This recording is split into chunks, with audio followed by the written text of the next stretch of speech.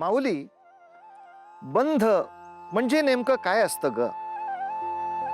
आपण मायेनं कुणाला तरी बांधून ठेवतो आणि मृत्यूच्या पश्चात देखील त्यातून बऱ्याच वेळेला सुटका होत नाही. तेव्हा तेव्हा या बंधाचा त्रास होऊ लागतो. कारण आत्म्याला वेध असतात ते मोक्षाचे, पण ते त्याच्या हाती नसतं ग. जसं भगीरथाला पितरांच्या मोक्षाचं दायित्व त्याचं त्यालाच घ्यावं लागलं. आणि आता माऊली, या पितरांच्या मोक्षासाठी गंगा नदीला इथं अवतरावंच लागेल. ही किती कठीण अट आहे. पण ह्या सगळ्यात भगीरथ काय विचार करतोय?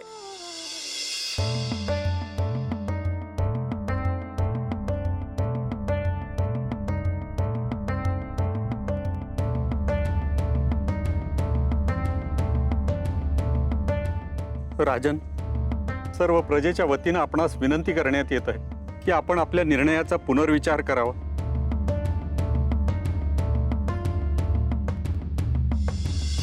आपणा सर्वांच्या प्रेम आणि आशीर्वादामुळे मला हे क्षणिक राजपद भूषवता आले. परंतु माझा प्रवास केवळ इथवरच होता. राज्याच्या सेवेपेक्षाही महत्वाचे कार्य मला पार पाडायचे आहे. माझ्या पितरांची मुक्ती हाच माझा अंतिम ध्यास आहे. माझ्या अंतिम श्वासापर्यंत मला जे जे काही करावं लागेल ते सर्व काही मी करणार आहे. गंगेची मी आराधना करेन आणि काही करून तिला पृथ्वीवर आणेन. पण महाराज, तुम्ही असे निघून गेला तर आम्ही पोरके हो महाराज. आमचं भविष्य अंधारात जाईल महाराज. सृष्टीचा नियमच आहे की विधात्याच्या चक्रानुसार सर्व काही सुरळीत चालू असते. मी असो वा नसो, आपले निश्चितच कल्याण होईल. आपण किती आग्रह केला तरी माझा हा निर्णय बदलणं अशक्य आहे. कृपया आपण तसा प्रयत्न करू नये.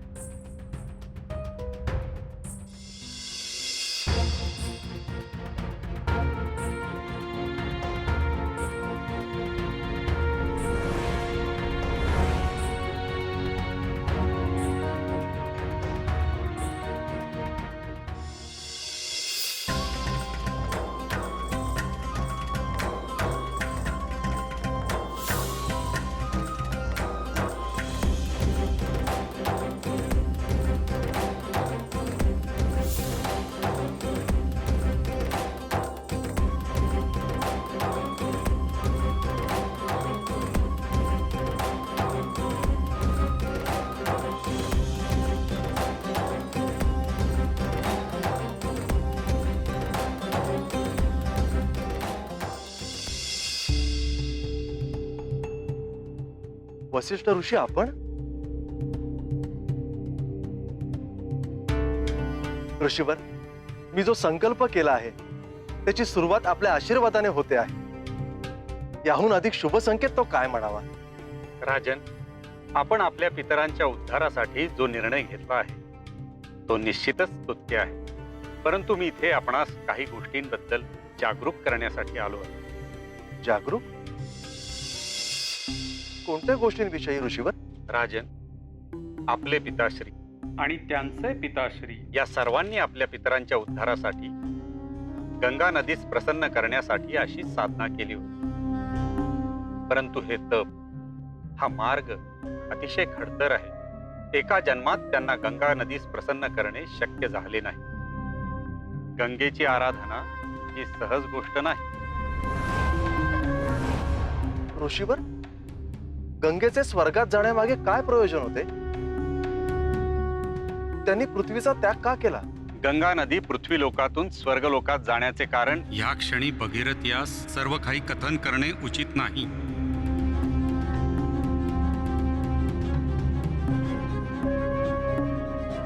राजन, योग्य वेळ येईल तेव्हा आपणास सर्व प्रश्नांची उत्तरं मिळतीलच. तूर्तास आपण इतकेच ध्यानी ठेवावे अपवित्र स्वर्ग पवित्र करणे हेच तिचे पृथ्वीलोकातून स्वर्गलोकात जाण्याचे मुख्य कारण होते. अपवित्र स्वर्ग? परंतु राजन, संयम असावा. आपल्या सर्व प्रश्नांची उत्तरं आपणास मिळतील. मी इथे आपणास आपल्या साधनेसाठी सदिच्छा देण्यासाठी आलो आहे आणि याची कल्पना देऊ इच्छितो की हे खडतर व्रत एका आयुष्यात पूर्ण करणे अशक्यप्राय आहे. आपण त्यासाठी सज्ज असावे.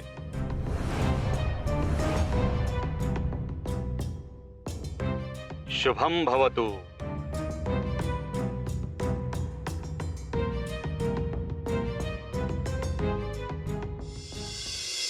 कार्य कितीही कठीण असले तरी ते मी पूर्णत्वास नेईन.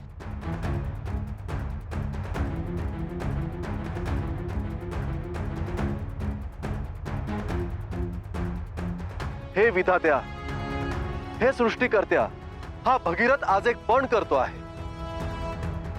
कोणत्याही संकटाचा सामना करावा लागला तरी चालेल, पण गंगेच मी पृथ्वीवर आणेन आणि माझ्या पितरांना मी मुक्ती देईन.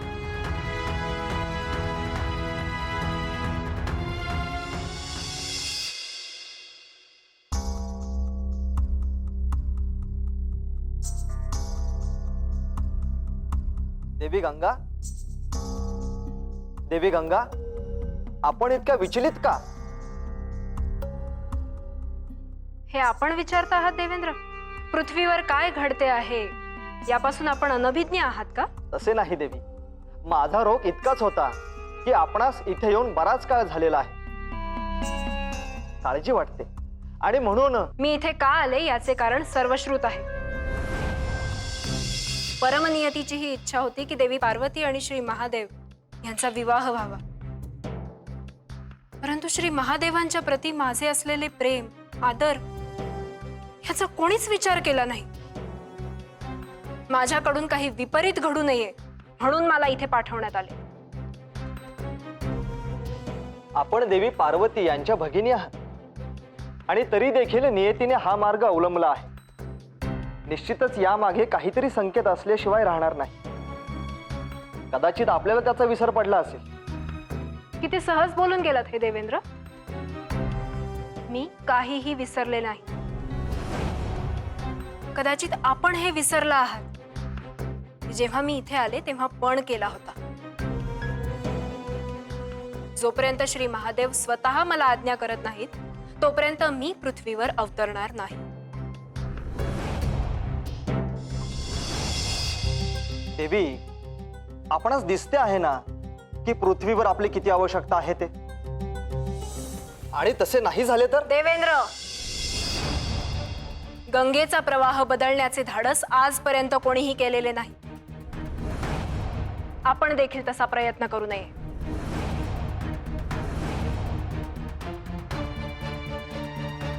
मी माझ्या निर्णयावर ठाम आहे.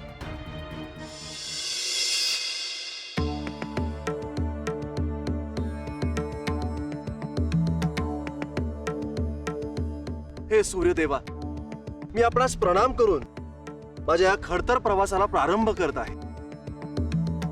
तरी आपला आशीर्वाद असू द्यावा.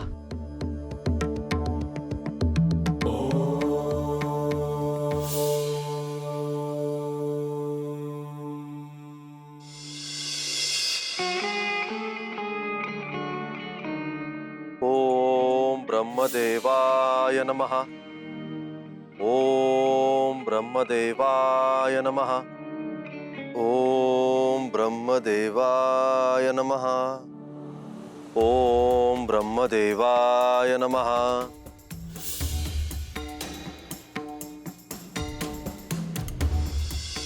पितरांच्या मुक्तीसाठी सगळ्यात आवश्यक आहे गंगेला प्रसन्न करणं.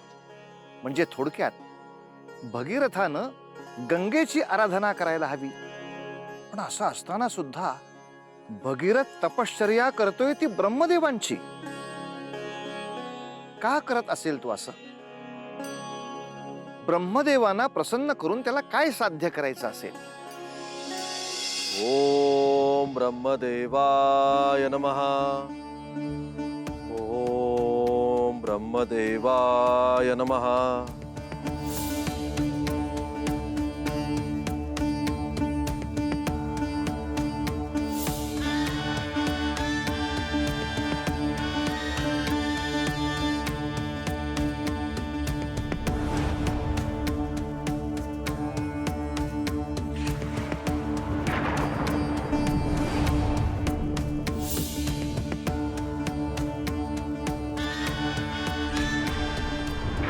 ओम ब्रह्मदेवाय नमः।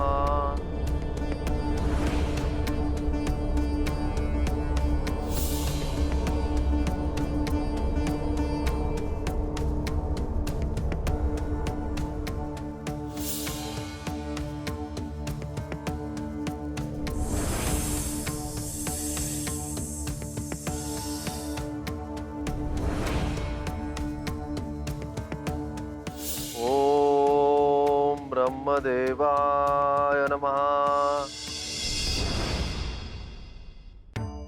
ओम ब्रह्मदेवाय नमः। भगीरथा,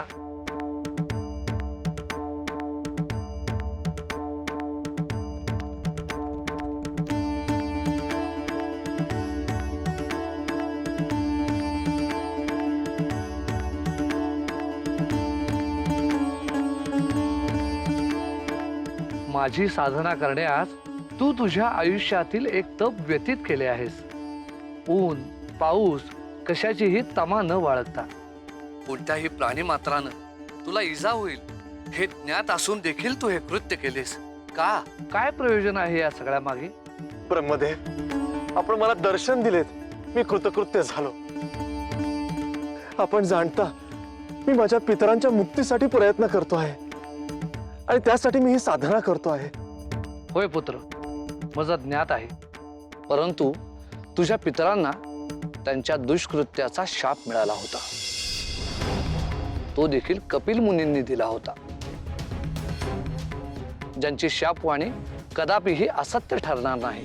परंतु ब्रह्मदेव, जर त्यांना मुक्ती मिळेल अशी जर नियतीची योजना असेल तर त्यासाठी कष्ट घेणे हे माझे देखील कर्तव्य आहे. सत्य आहे, तुझ्या पिताश्रींना त्यांच्या पिताश्रींना हे ज्ञात झाले होते की गंगेच्या स्पर्शाने त्यांना मुक्ती मिळेल. कदाचित हे पवित्र कार्य तुझ्या हातून घडेलही, परंतु अद्याप मला हे समजले नाही की तू गंगेची आराधना न करता माझी प्रार्थना का करीत आहेस. असे करण्यामागे तुझे प्रयोजन काय आहे? ब्रह्मदेव, मला आपला आशीर्वाद हवा आहे. गंगा अतिशय पवित्र नदी आहे. तिचा जन्म आपल्याच कमंडलूतून झाला आहे, परंतु तिचे स्थान स्वर्गात का आहे हे मला ज्ञात नाही.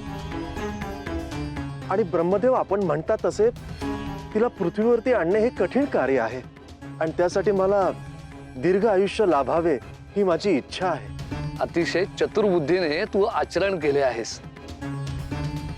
जे कार्य आपल्या पिताश्रींनी केले नाही ते तू करतो आहेस. तथास्तु. केवळ हा आशीर्वाद उपयोगी नाही, गंगा नदीस धर्तीवर आणणे अत्यंत खडतर असे कार्य आहे. त्यासाठी तुला कष्ट घ्यावेच लागतील. हे प्रभू, असे काय कारण होते की गंगा नदीस स्वर्गलोकी जावे लागले होते? अनेक वेळा नियती अप्रिय घटना घडवते आणि अशी घटना ही सर्व सृष्टीच्या हिताची असते. गंगा नदीचा भूतकाळ यास कारणीभूत आहे. गंगा नदीची मनोमन इच्छा नव्हती की आपण स्वर्गात जावे. मग तरी असे का प्रभू? कारण देवी पार्वती यांची तशी इच्छा होती. कुठेतरी श्री महादेव देखील याला कारणीभूत होते आणि म्हणूनच हे सारे घडते आहे. भविष्यात तुला देखील श्री महादेव यांचे सहाय्य लाभणार आहे, हे विसरू नकोस. होय प्रभू, मी आकाश पाताळ एक करेन, सर्व देवांचे सहकार्य मिळवेन आणि गंगा नदीस धर्तीवर आणेन असा मला दृढ विश्वास आहे. तथास्तु.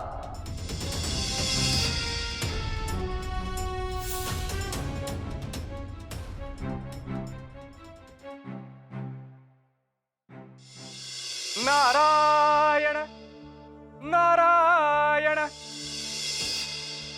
गणांनो, आजचा दिन विसरणे कदापि शक्य नाही. का बरे? अरे, आज साक्षात माता पार्वती यांनी स्वतःच्या हाताने आपल्यासाठी भोजन बनवले. ते अन्न कधी ग्रहण करतोय असे झाले मला. माता पार्वती आल्या.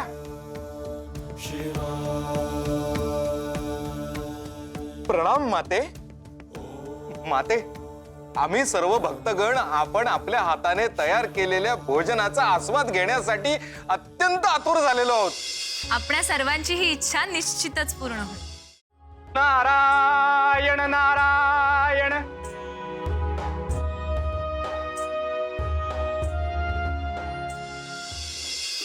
या मुनिवर, अगदी योग्य वेळेत आगमन झाले आहे आपले. आपणही भोजनाचा आस्वाद घ्यावा.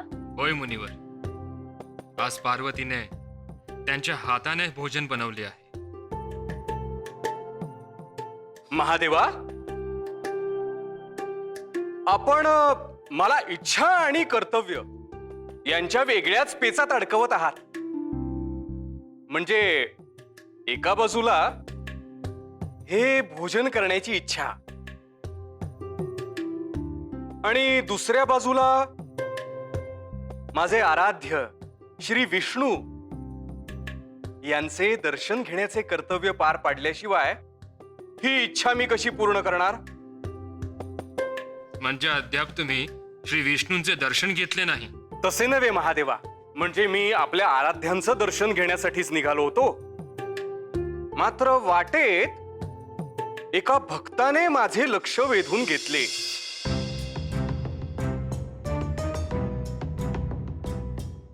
भगीरथ.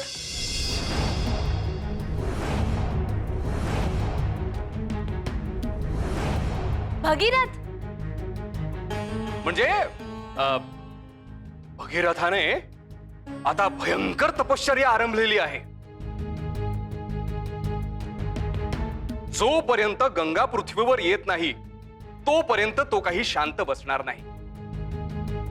त्याच्या अतृप्त पितरांना मोक्ष मिळावा यासाठी तो हे करतोय.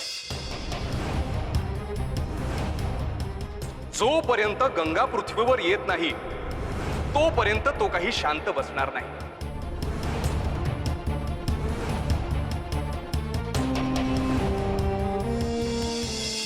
एखाद्या कार्यात विघ्न येत गेलं की त्याची शृंखला ती काही केल्या संपत नाही माऊली. आता जर गंगा नदीला पृथ्वीवर आणायचं असेल तर श्री महादेव आणि देवी पार्वती यांच्यात कलह का बरं व्हावा?